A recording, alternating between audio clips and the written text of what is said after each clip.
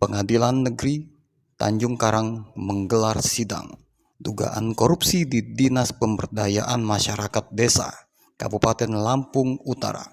Sidang perdana kasus korupsi yang menjerat 4 orang terdakwa tersebut digelar pada Kamis 2 November 2023. Dalam sidang ini, mantan Kepala Dinas PMD Lampung Utara Abdurrahman akan menjalani sidang perdana dengan agenda pembacaan dakwaan bersama 3 terdakwa lainnya.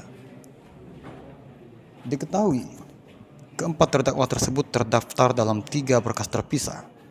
Terdakwa atas nama Ismirham Adi Saputra dan Ngadiman terdaftar dalam berkas perkara nomor 36 garing Pitsus strip Tipika garing 2023 strip garing PN TJK. Kemudian Nanang Furkon diadili dengan berkas perkara bernomor 35 garing Pitsus strip TPK garing 2023 garing PN TJK. Serta Abdurrahman, mantan Kadis PMD Lampura, terdaftar dalam berkas perkara bernomor 34 garing Pitsus strip TPK garing 2023 garing PN TJK.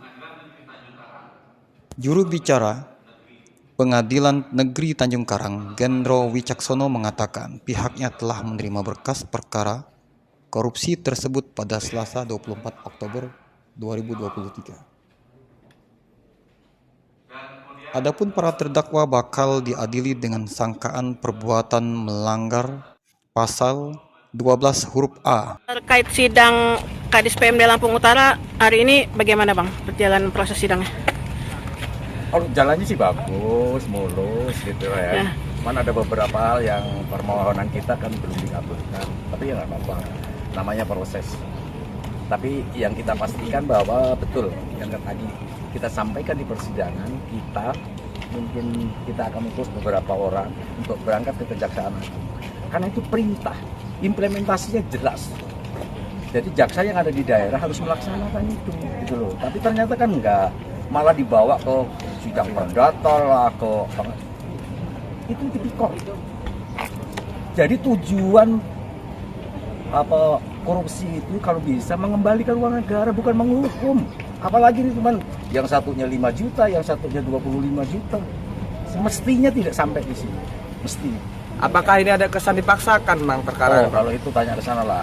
Saya nggak mau. Ya, karena kan pengakuan dari terdakwa sebelumnya kan melalui buka-bukaannya itu adanya dugaan kriminalisasi. Itu gimana sih, Bang?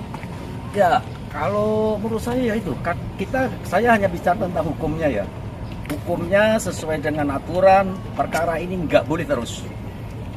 Harus berhenti di saat kejaksaan menyatakan kerugian negara ini hanya 5 juta dan 25 juta. Karena tidak cukup 50 juta. Gitu. Artinya persidangan ini tidak bisa dijalankan selanjutnya? Oh, iya. Makanya tadi saya minta sebenarnya untuk ditunda saja. Karena saya mengadu Jaksa Agung. Tapi ya nggak apa-apa. Setelah sidang ini kita ke Kejaksaan Agung? Oh iya. Nanti Pak Ansori bilang. Ya. Perkara ini terlalu prematur ya. Artinya mereka yang punya produk, Kejaksaan Agung yang punya produk, jaksa yang punya produk, tapi kemudian mereka malah menuntut tanpa berkoordinasi terlebih dahulu dengan surat edaran itu. Ya kan? Hukum ini kan harus kemudian berdasarkan keadilan, terus kemanusiaan. Jangan kemudian dipaksakan. Dan tadi sudah kita baca banyak, gitu ya. Ada dugaan banyak rekayasa sedemikian rupa, tidak jelas, tidak cermat gitu loh. Selain juga tidak mengimplementasikan surat edaran Kejaksaan Agung, ya, jaksa juga terlalu memaksakan. Harusnya kan dia komprehensif. Ya, jadi jangan cuma jaksa hakim itu atau siapapun itu jangan cuma mencocokkan pasal dengan perbuatan, tapi apa yang dibalik itu yang mewarnainya, gitu loh. Itu baru kemudian keadilan yang progresif, kebenaran yang progresif, hukum yang progresif, gitu loh ya. Jangan kayak mentang-mentang kita kemudian hukum kita peninggalan company terus kemudian kita mau jadi company, janganlah gitu ya. Makasih. Sidang lanjutannya gimana Bang? Tetap jalan apa gimana? Kita akan ajukan eksepsi dengan keberatan-keberatan kita tadi, terus kemudian kami juga akan ke Kejaksaan Agung. Ya kita buka benar. Bila perlu Kejaksaan Agung menghentikan proses penuntutan terhadap perkara ini, itu aja. Berdasarkan surat edaran Jaksa Agung. Iya, jelas dong gitu loh. Jangan jeruk makan jeruk. Oke, sip. Bang, terkait oknum di Polres Lampung Utara yang melakukan dugaan kriminalisasi, kita mendorongnya seperti apa? Kita dukung Kepolisian? untuk kemudian diproses gitu loh. Jangan pandang bulu gitu loh. Jangan kemudian hukum ini digunakan jadi apa? Alat mereka untuk kepentingan sendiri gitu ya. Gitu. Terus kemudian mana termasuk penangguhan penahanan klien saya itu yang 300 juta tuh. Ya dibalikin. Diserahkan nggak kemudian diserahkan nggak kepada panitera? Ya, kenapa? Itu jaminan. Terus kemudian yang SHM-nya udah dipulangin Pak belum? Ya kan itu sudah saya surati Poldanya untuk kemudian mengembalikan itu.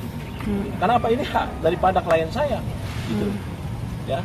Mungkin yang lain-lain ya kita dukung lah gitu. Abang Karena selaku PH sudah dipanggil Polda belum terkait dugaan kriminalisasi dan pemerasan itu, Bang? lagi dalam proses. Kemarin saya udah janjian dengan Propam bahwa mereka pengen ketemu, tapi saya bilang saya ada waktu sidang tim setelah waktu sidang ini.